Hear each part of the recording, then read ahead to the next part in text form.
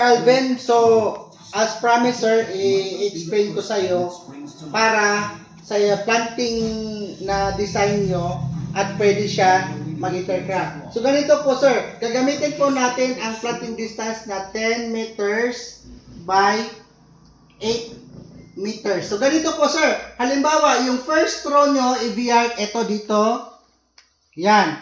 So ang next niya to sir, dito na line is 8 meters. So next dito, so this one is 8 meters ang planting distance yan sir. Tapos next naman dito, ganyan. So 8 meters yan sir. Yan ha, 8 meters. Ngayon, para may ample space sa gitna sir, ang next dito na row sir, dito naman na banda, halimbawa ito dito.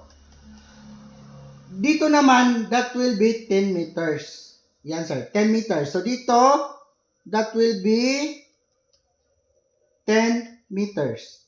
So, bakit ganyan sir? Para po meron kayong enough space kasi binabalak nyo plant ng kung ano-ano lang, kalabasa, pepino, sili. So, pwede kayong makapagtanim at meron siyang enough space dito sa gitna.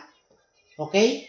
Diyan po sir. So, yan lang po ang ating lesson for today. 10 meters by 8 meters planting distance for ABR sweet farming.